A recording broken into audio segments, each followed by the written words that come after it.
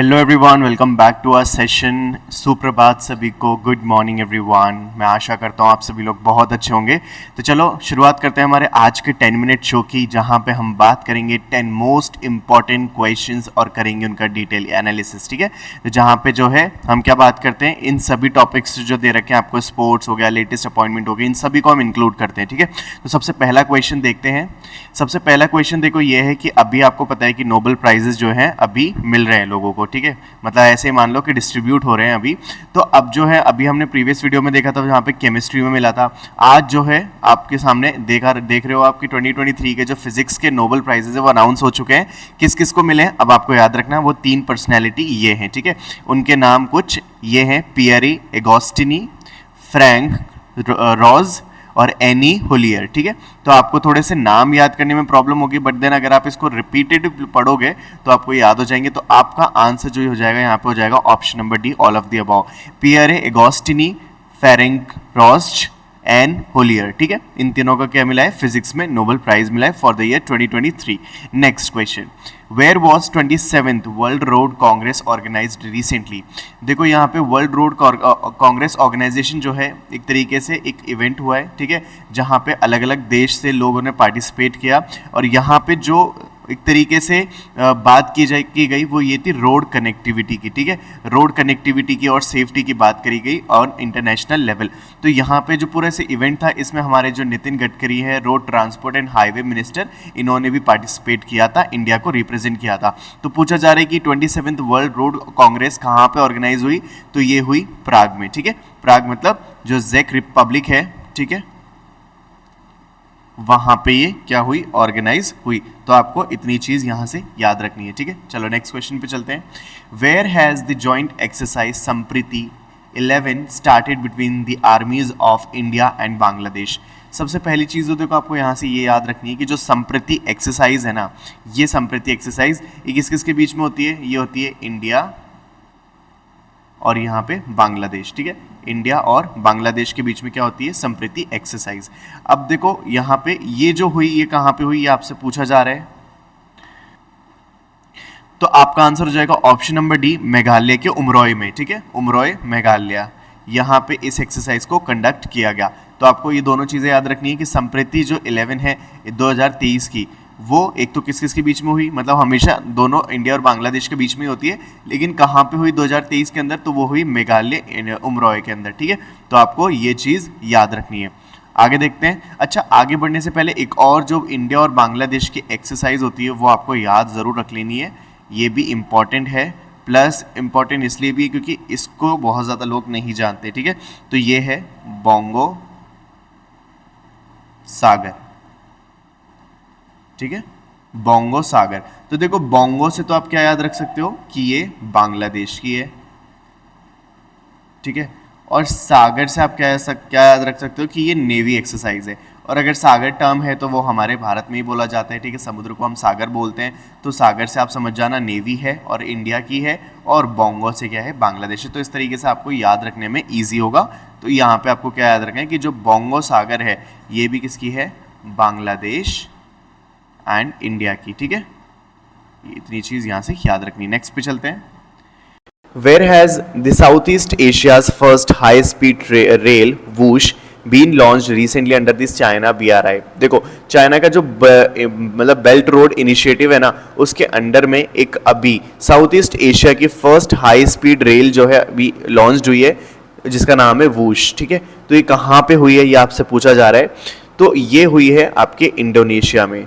ठीक है, इंडोनेशिया के अंदर ये क्या किए, इसको लॉन्च किया गया है। अब यहाँ पे आपको जो याद रखने, एक तो ये याद रखना है इस ट्रेन का नाम, दैट इज वूश। तो अगर आपसे क्वेश्चन में पूछा जाएगा तो आपसे पूछा जाएगा कि वूश जो है कौन से देश की ट्रेन है। ठीक है, तो ये आपको याद रखना है यहाँ से।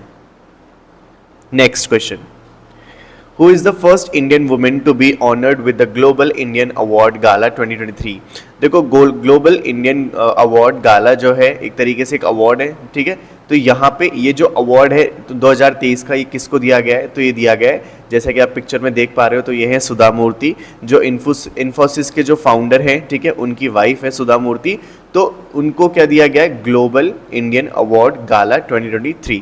तो आपको इस अवार्ड का नाम याद रखना है और किसको मिला है ये याद रखना है, ठीक है। नेक्स्ट पे चलें।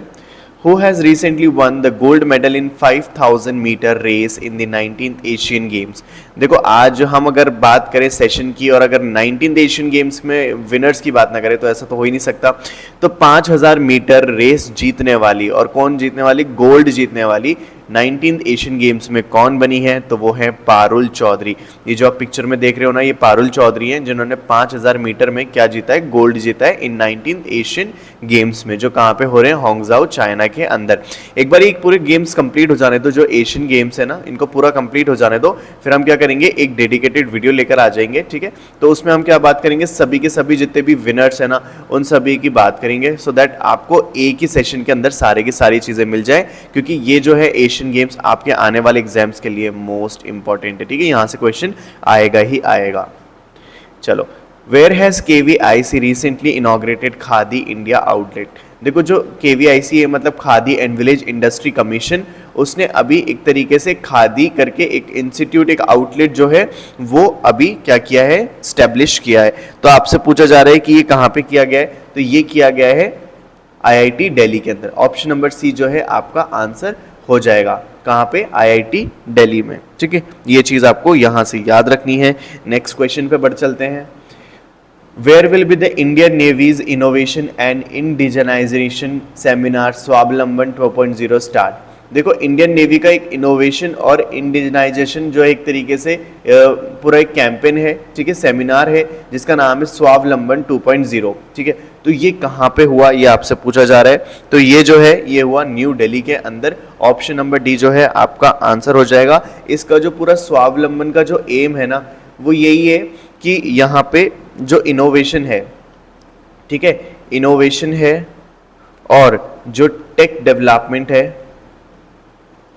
एक सेकेंड थोड़ा यहाँ पे लिख देते हैं, इनोवेशन एंड टेक डेवलपमेंट, इसको बढ़ावा दिया जाए, ठीक है। जो हमारी इंडियन नेवी के अंदर जो डिफेंस सेक्टर है उसके अंदर इन चीज़ों को क्या दिया जाए, बढ़ावा दिया जाए, इनको प्रमोट किया जाए, इसका पूरा ये एम रहा था।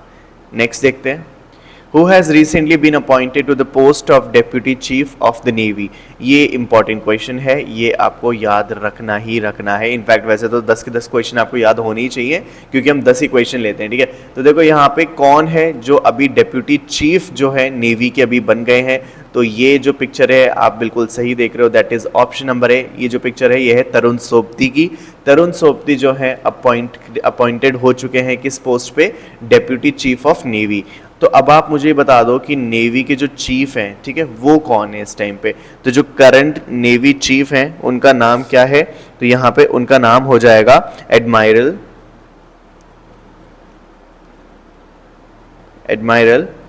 Are Hari Kumar.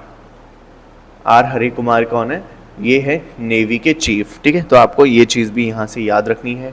Next, where was this SAFF under 19 championship organised recently.